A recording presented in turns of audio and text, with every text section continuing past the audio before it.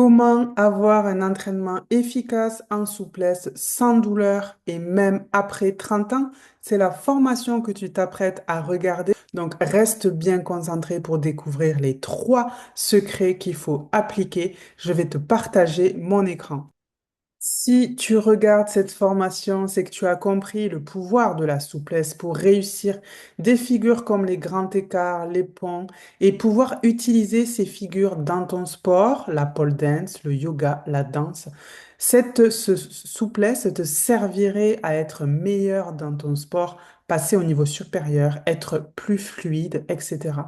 Ça te rendrait fière, confiante. Tu pourrais continuer à essayer d'autres choses. Pour te mettre un peu de contexte, sache que pour ma part, j'ai connu aussi ce chemin de la souplesse. Je ne suis pas souple naturellement et j'ai pas toujours réussi mes figures de souplesse. Donc là, je t'ai montré deux exemples, mais bien sûr, il y a d'autres figures que je n'arrivais pas à faire. En tout cas, ce chemin m'a permis d'être meilleur dans ma passion qui est le yoga, mais aussi de booster ma confiance en moi. Et à l'époque, je ne le savais pas encore, mais à partir de là, ma vie allait changer pour de bon. Tout ça, en tout cas, ça n'aurait pas été possible si j'avais continué à faire certaines erreurs qui ruinent tous les efforts qu'on peut faire. Peut-être qu'aujourd'hui, tu stagnes depuis des mois, des années dans ta quête de souplesse, que tu as essayé plusieurs solutions, vidéos YouTube, applications, cours collectifs, mais que tu n'as pas eu de résultats ou très peu. Sans cette souplesse, le problème, c'est que tu es bloqué dans ton sport, le yoga, la danse, la pole dance, alors que toi, tu veux réaliser tes rêves, te dépasser personnellement, tu veux aller jusqu'au bout, tu veux t'accomplir.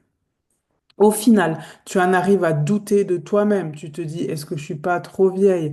Est-ce que je suis pas trop musclée? Est-ce que j'ai la bonne génétique? Est-ce que j'ai les capacités d'y arriver? Parce que peut-être qu'on t'a dit que pas tout le monde pouvait y arriver, ou peut-être que tu l'as lu quelque part aussi. En tout cas, tu ressens de la frustration, tu peux te sentir nul, ridicule. Comment je sais tout ça? Ben parce que, comme je t'ai dit, je suis aussi passée par là. Et pour que tu comprennes plus, que ça soit plus clair pour toi, quand j'étais jeune, j'ai fait 2 ans de danse classique. C'était vraiment un sport que j'adorais. Je trouvais ça vraiment beau. Les filles au premier rang, je les trouvais belles, gracieuses, souples, mais moi, c'était l'inverse. Je me trouvais pas jolie, pas élégante. J'étais pas souple et j'étais au dernier rang souvent. Comme je te le disais, je ne suis pas souple donc naturellement et j'ai donc fait des exercices que la prof de danse me donnait. Le problème, c'est que ça me faisait mal. C'était pas agréable et j'ai même fini par me blesser à l'arrière de la jambe. Au final, j'ai abandonné ce sport. Donc, pourquoi je me suis blessée? Ben parce que sans le savoir, je faisais un entraînement qui était inefficace. Pourquoi je savais pas? Ben, tout simplement parce qu'on m'avait pas appris la bonne méthode. Et du coup, ben, ça ne pouvait pas fonctionner. C'est que 20 ans après que j'ai appris la bonne méthode dans le cadre de mes études de coach sportif que j'ai fait à Toulouse. Et c'est là où on m'a appris les règles de la souplesse. Qu'est-ce que c'est les règles de la souplesse? Pour te prendre un exemple parlant, c'est comme quand, pour la construction d'une maison. Je pense qu'on sait tous que pour construire une maison, ben, il va falloir certains matériaux comme des briques, comme du ciment, comme des tuiles, comme des fenêtres, comme des joints, comme des portes, du carrelage, les meubles de cuisine, etc. Tout ça, on le sait. Par contre, dans quelle étape on construit une maison, moi, je ne le sais pas. Pourquoi je ne le sais pas? Ben parce que je ne suis pas spécialiste et comme de construire, je ne suis pas spécialiste pour la construction de maisons et tout simplement parce que je ne l'ai pas appris et qu'on ne me l'a pas appris. C'est pour ça que je ne le sais pas, d'accord? Euh, et pour la souplesse, c'est pareil. En fait, il y a des étapes à faire et à connaître et c'est comme ça qu'on peut progresser. Sauf que si on ne connaît pas ces étapes, ben, on fait des efforts pour rien. Donc, j'ai aussi passé des formations, professeur de yoga. J'ai aussi fait des coachings. En gros, je me suis investi en temps et je me suis investi en argent au fil des années. Donc, ça fait 15 ans maintenant que ben, je suis coach sportif et professeur de yoga. Et au fil des années, j'ai dépensé plus de 10 000 € en tout. Et en fait, ça a tellement changé ma pratique sportive, mais aussi ma vie, que j'ai décidé de construire une méthode pour la partager à d'autres pratiquantes de yoga, de danse et de pole dance. Et cette méthode, elle a fonctionné sur moi et aussi sur les 1 600 pratiquantes de yoga, de danse et de pole dance que j'ai pu accompagner. Mais ça, on reviendra plus tard. Pour l'instant, on va revenir aux 3 clés indispensables que tu dois savoir pour progresser. Je dis 3 clés, c'est même 3 secrets parce que j'en entends jamais parler de ça dans la souplesse. Donc, avant ça, quand même, il faut que tu saches que c'est pas de ta faute si tu n'arrives pas à atteindre tes objectifs. C'est pas une histoire de capacité, c'est pas une histoire d'âge, c'est pas une histoire de génétique, c'est pas une histoire de forme d'os. Non. Euh, En fait, si tu n'y arrives pas, c'est juste qu'on t'a pas donné la bonne méthode et sans la bonne méthode, ben, tu continues malgré toi de faire des erreurs. Donc là, je vais te donner les 3 secrets. Premier secret. Ça va être de travailler sur ton corps et sur ton mouvement. C'est logique. Si tu veux réussir tes figures de souplesse, si tu veux avoir des mouvements fluides, gracieux, il va falloir travailler sur ton corps, mais aussi sur tes mouvements. En fait, ça va se faire grâce à l'amélioration progressive de ta souplesse en douceur, mais aussi de ta force, de ta mobilité. C'est important de prendre en compte les 3 choses, la souplesse, la force et la mobilité. Donc, en fait, il va falloir faire une amélioration étape après étape. Il ne s'agit pas de brûler les étapes. Il va falloir aussi apprendre à maîtriser ton corps pour pouvoir avoir des gestes plus gracieux. Il va falloir aussi apprendre à prévenir les blessures. C'est un corps fort, puissant, qui va te permettre d'encaisser les efforts qu'il va quand même falloir faire pour éviter de te blesser. On évite aussi les blessures en allant étape après étape. On évite aussi les blessures en connaissant les bonnes techniques de la souplesse et je vais rentrer un peu plus dans le détail. Donc, reste bien attentive. C'est une erreur de faire que des étirements, ok? Il va falloir en fait, le truc qui va vraiment tout changer, c'est faire un juste équilibre entre souplesse, force et mobilité.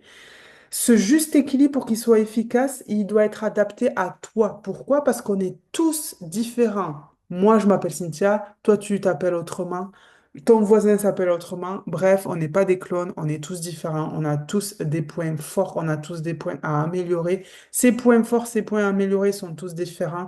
On a tous une histoire, un passé différent. Tu l'auras compris. Il faut que donc ce juste équilibre soit adapté à toi-même. Il doit être sur mesure. Ensuite, l'erreur, c'est de travailler dans la douleur.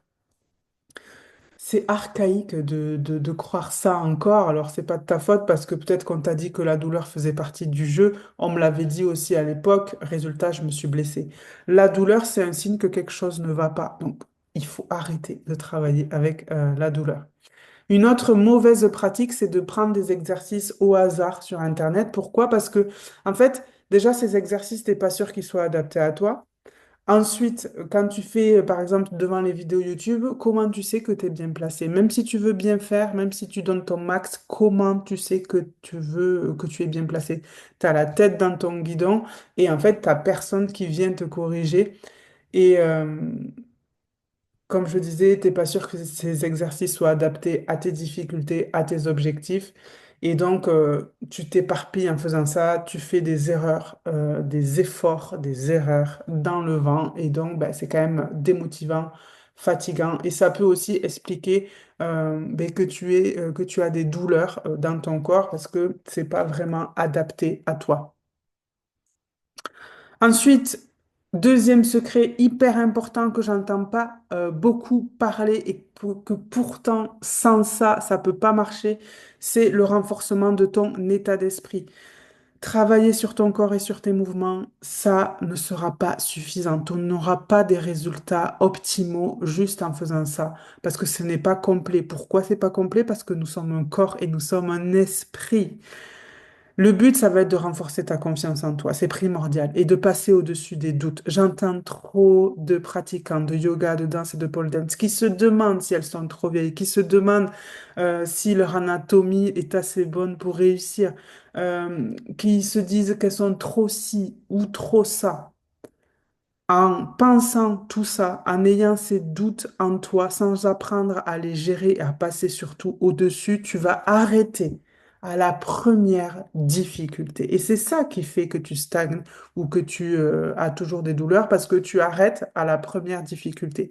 Si tu penses ensuite que tu toujours pas, que ta confiance en toi, elle a toujours été là et que tu ne peux pas changer, c'est faux. La confiance, c'est quelque chose qui s'apprend. C'est une compétence, c'est pas inné, d'accord?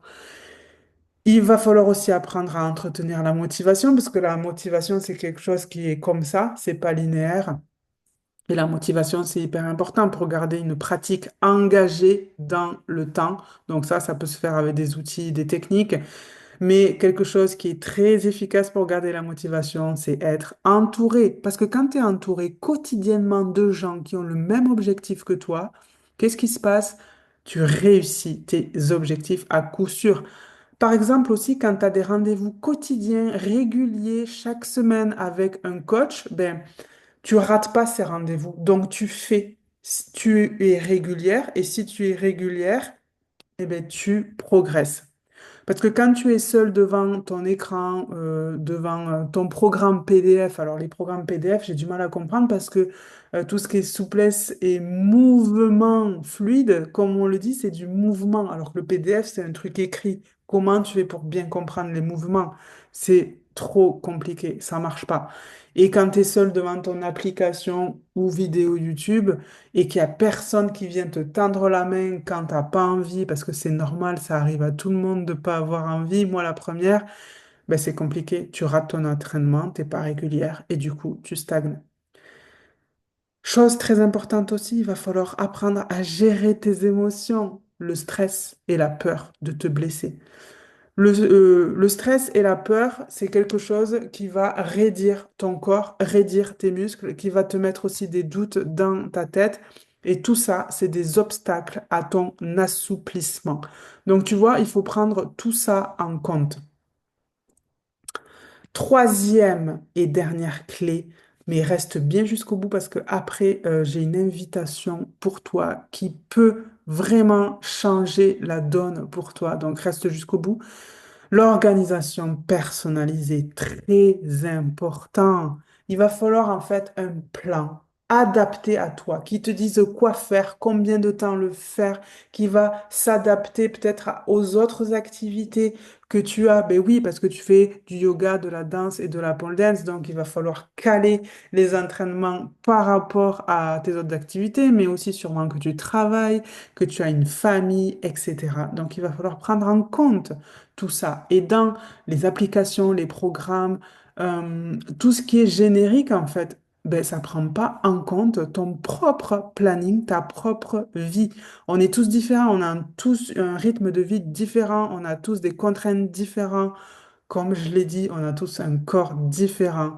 Donc, il faut que le plan, il soit adapté à toi. Pour que ça soit plus parlant, imagine, toi, tu as mal au dos, eh ben, tu vas pas avoir le même plan que quelqu'un qui a mal au genou ou quelqu'un qui s'est blessé, tu vois. C'est pas du tout la même problématique, donc tu ne peux pas avoir le même plan que tout le monde. Par contre, ce plan, il doit pas être trop strict, il doit pouvoir être flexible, il doit pouvoir évoluer, encore une fois, s'adapter à toi. Par exemple, si tu pars en vacances, ben, il doit quand même pouvoir s'adapter à ton nouveau rythme, tu vois. Alors, on peut penser aussi, c'est une erreur que je vois, on peut se dire que ben, le présentiel, c'est mieux que le distanciel. Mais c'est pas aussi simple que ça, en fait. Tu vois, là, je te parle d'adaptation à ton rythme quand tu pars en vacances, par exemple. Quand tu pars en vacances ou quand ton studio y ferme, qu'est-ce qui se passe? Ben, tu n'as plus ton cours. Tu peux essayer de reproduire les exercices chez toi, mais tu sais pas vraiment si tu fais bien, donc c'est quand même du temps perdu. Et donc, en fait, ça peut casser ta régularité. Alors qu'en distanciel, tu peux avoir un entraînement qui va être régulier tout en s'adaptant à ton rythme, comme je l'ai dit. Mais ce principe de régularité dans la souplesse, et comme pour tout, il est très important. Donc, en présentiel, peut-être que à la fin de ta journée, tu n'as pas envie de prendre la voiture ou de ressortir pour aller à ton cours. Peut-être que tu es fatigué et que tu n'as pas la motivation, la force pour y aller. Peut-être que en présentiel, vous êtes tellement nombreux dans le cours que le prof, il n'a pas le temps de venir à chacun te corriger et c'est ce qui explique que tu es toujours mal placé, que tu as des douleurs et que tu stagnes. En présentiel, peut-être que c'est trop loin ou que les horaires ne coïncident pas à ton propre planning. Tu vois? Donc, la question du présentiel, elle n'est pas si simple que ça. Alors qu'en distanciel, ça résout tous les problèmes que je t'ai expliqués juste avant. Ensuite, l'organisation personnalisée, elle va te permettre de mesurer tes progrès. Parce que si tu ne mesures pas concrètement tes progrès, comment tu sais que tu progresses? Concrètement, je parle, d'accord? Il va falloir aussi que tu fasses des bilans réguliers ben, sur ta progression pour réadapter ton entraînement par rapport à tes points forts, par rapport à tes points à améliorer. En fait, il va falloir réadapter ton entraînement par rapport à ton avancée.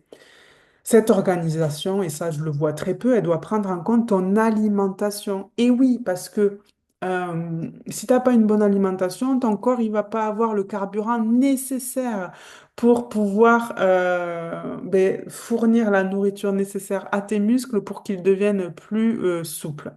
Donc c'est vraiment à prendre en compte. Et là, encore une fois, chacun a ses goûts, etc. En gros, grâce à cette organisation personnalisée, tu vas pouvoir devenir autonome parce que tu vas savoir comment t'organiser par rapport à toi-même et tu vas pouvoir inscrire durablement ta pratique dans le temps et pouvoir évoluer encore et encore.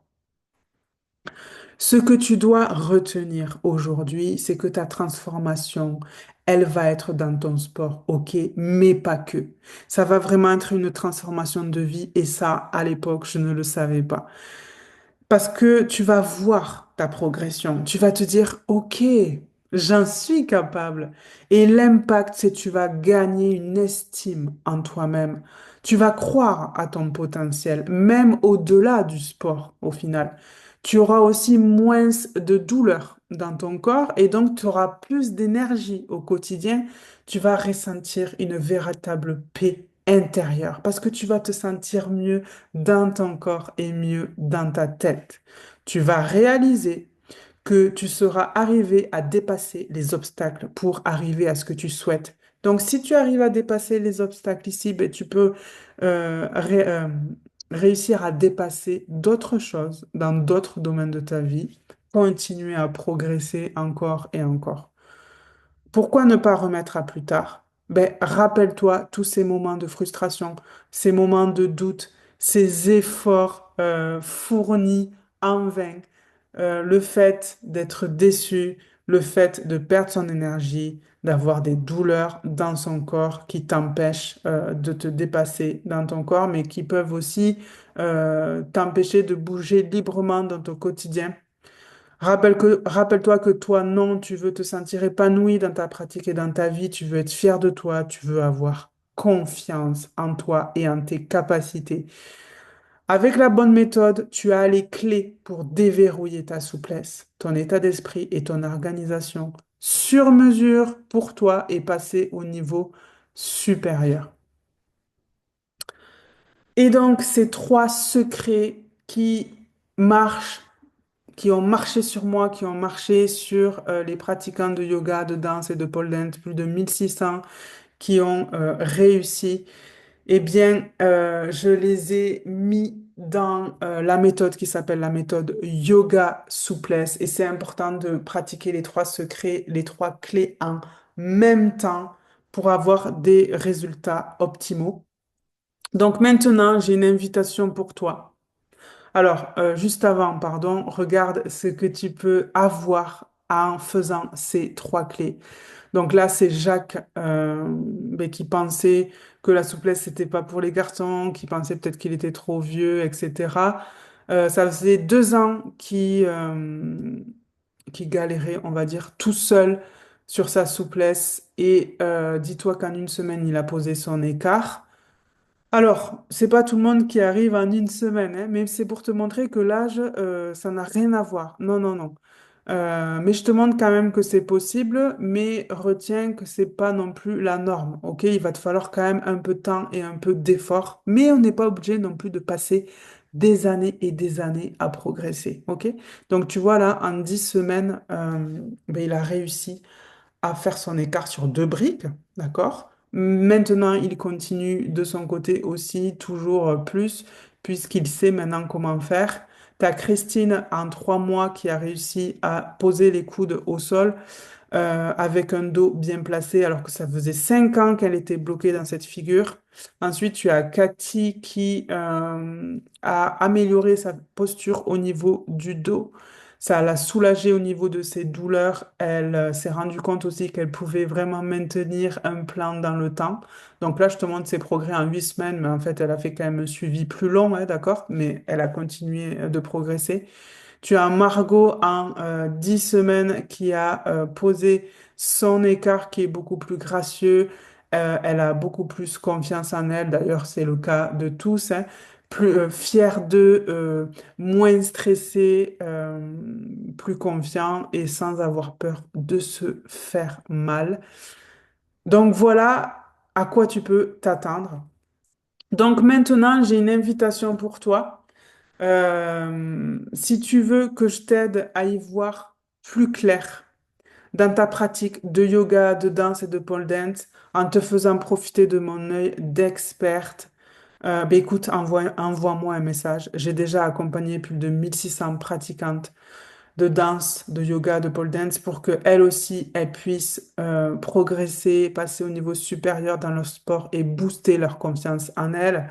Donc, si tu souhaites que je t'accorde toute mon attention, prends rendez-vous avec moi, envoie-moi un message privé, parce que je sais que c'est important d'avoir un suivi personnalisé, quelqu'un qui est là pour soi, pour nous tendre la main. Comment ça se passera par rapport à ce bilan qui est gratuit? On prendra rendez-vous ensemble, on fera un bilan donc sur ta situation et à partir de là, ben, il y aura s'il y a une bonne adéquation entre nous, ben, je te parlerai de la suite.